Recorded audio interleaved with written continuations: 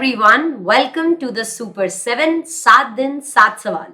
आज है आपका डे 1, तो चलिए करते हैं प्रैक्टिस क्वेश्चंस की। पहला क्वेश्चन आपकी स्क्रीन के सामने है ये। ओके, क्वेश्चन है सेल्स ऑफ गुड्स एक्ट का। अंकित नीड्स अ ब्लैक पेन। अंकित को ब्लैक पेन चाहिए अपने एग्जाम्स के लिए। ओके, तो वो गया अपने नियर बाय स्टेशनरी शॉप में और उसने सेलर को बोला कि उसे ब्लैक पेन चाहिए। ठीक है, सेलर ने उसे पेन दिया और बोला कि ये ब्लैक पेन है, लेकिन जो क्लियरली मेंशन था पैक ऑफ पेन के जो डब्बा था उस पे क्लियरली पैकेट पे मेंशन था कि ये ब्लू इंक पेन है। ठीक है, Ankit ignored that and takes the pen. Ankit ने बिल्कुल पैकेट पे ध्यान नहीं दिया और ले लिया। घर पहुंचने के बाद अंकित को यह पता चला कि पेन तो एक्चुअली ब्लू है। उसने ब्लैक पेन बोल के लिया था, सेलर ने बोला था ब्लैक पेन, लेकिन पैकेट पे क्लियरली मेंशन था ब्लू पेन। घर आकर उसे पता चला अरे ये तो ब्लू पेन निकला। Now Ankit wants to return the pen with the words that seller has violated the implied condition of sale by description. Sale by description हुआ था। नाउ अंकित ये बोलना चाह रहा है कि सेलर ने वायलेट किया है इंप्लाइड कंडीशन कि अगर सेल हुआ है डिस्क्रिप्शन द्वारा तो गुड्स बिल्कुल एज डिस्क्राइब्ड होने चाहिए। Whether Ankit can do so what he wants as per the sales of good act. तो क्या अंकित ऐसा कर सकता है या नहीं कर सकता? बताइए आपका आंसर क्या होगा। चलिए इस आंसर को मेरे साथ लिखते हैं, प्रैक्टिस करते हैं। ओके, तो let's start. According to the section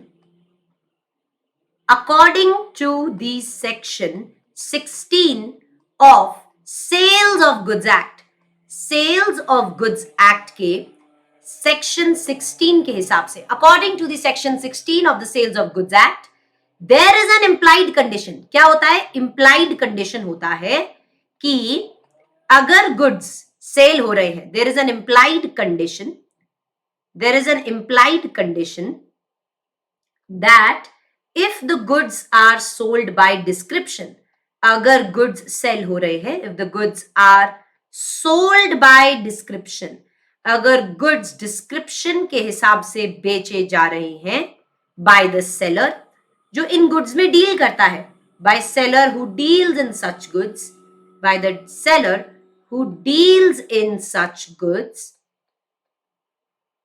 then the goods shall be as per the description.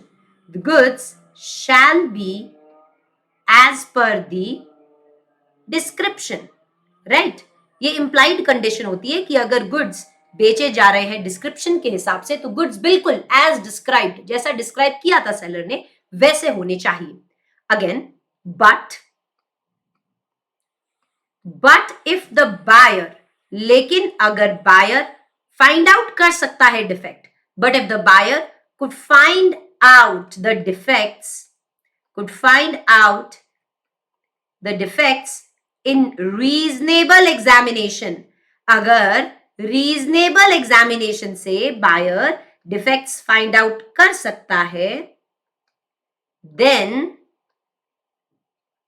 this rule shall not apply. Correct? Rule of caveat emptor, the rule shall not apply. देखो, अगर goods बेचे जा रहे हैं description के हिसाब से तो गुड्स बिल्कुल एज डिस्क्रिप्शन होने चाहिए, लेकिन अगर बायर रीजनेबल एग्जामिनेशन से डिफेक्ट्स फाइंड आउट कर सकता है तो ये रूल अप्लाई नहीं होता। तो ये तो हो गया प्रोविजन। इसके बाद आप क्या लिखेंगे? Facts of the case. तो यहां पे मैं फैक्ट्स स्टेट नहीं कर रही हूं, पर आप पूरा का पूरा क्वेश्चन में जो लिखा हुआ है कि अंकित ने पेन खरीदा, अंकित ने डिस्क्राइब किया था कि उसे ब्लैक पेन चाहिए, सेलर ने उसे ये बोलकर पेन दे दिया कि वो ब्लैक पेन है, लेकिन पैकेट पे क्लियरली मेंशन था ब्लू इंक पेन है। Now Ankit wants to return the goods. तो ये आप पूरा फैक्ट्स में स्टेट करेंगे। एंड कंक्लूजन कैसा रहेगा? फैक्ट्स तो आपको क्वेश्चन से ही पूरा का पूरा जो क्वेश्चन लिखा हुआ है वैसा ही लिख देना है। अब आप कंक्लूजन में क्या देंगे? अब आप कंक्लूजन में बताएंगे on the basis of the above provision, on the basis of the above provision, ऊपर के प्रोविजन के हिसाब से सेक्शन 16 जो हमने लिखा है, it is clear, ये बहुत ही क्लियर है, it is clear that Ankit could find out defects, Ankit could find out defects by reasonable examination. अगर थोड़ा सा पैकेट को देख लेता तो उसे डिफेक्ट्स के बारे में तुरंत पता चल जाता. As it was clearly mentioned on the pack of pen.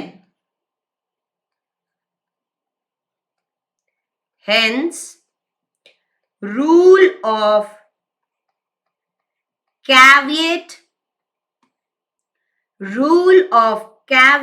emptor will be applicable. Rule of caveat emptor क्या बोलता है बेटा कि ये बायर की ड्यूटी है. हर बार सैलरी क्यों भुगते? ये बायर की ड्यूटी है कि बायर भी अच्छे से चेक करके सामान को खरीदे, सेटिस्फाई, अपने आप को पूरा रीजनेबली सेटिस्फाई करके सामान को खरीदे. तो rule of caveat emptor will be applicable and Ankit cannot return the pen. अब अंकित इस पेन को रिटर्न नहीं कर सकता. तो आई होप आपको समझ में आया. सबसे पहले आपने सेक्शन 16 को स्टेट किया और आपने बताया कि देखो अगर ये इंप्लाइड कंडीशन है, करेक्ट, ये इंप्लाइड कंडीशन है कि गुड्स अगर बेचे जा रहे हैं बाय डिस्क्रिप्शन तो गुड्स एज पर डिस्क्रिप्शन होनी चाहिए. लेकिन अगर डिफेक्ट्स रीजनेबल एग्जामिनेशन से फाइंड आउट हो सकते हैं तो फिर ये रूल अप्लाई नहीं होता और आप फैक्ट्स लिख देंगे एंड कंक्लूजन गोज ऑन कि यहाँ पे rule of caveat emptor apply होता है कि रीजनेबल एग्जामिनेशन से अगर डिफेक्ट्स फाइंड आउट किए जा सकते हैं तो फिर अगर बायर नहीं करता तो ये बायर की क्या है, मिस्टेक है. हेंस सेलर इसके लिए लायबल नहीं है. तो Ankit can not return the pen. ये था आपका सवाल 1 ऑफ डे 1. ऑलराइट, कल मिलते हैं with day 2 with second question. See you till then, bye bye.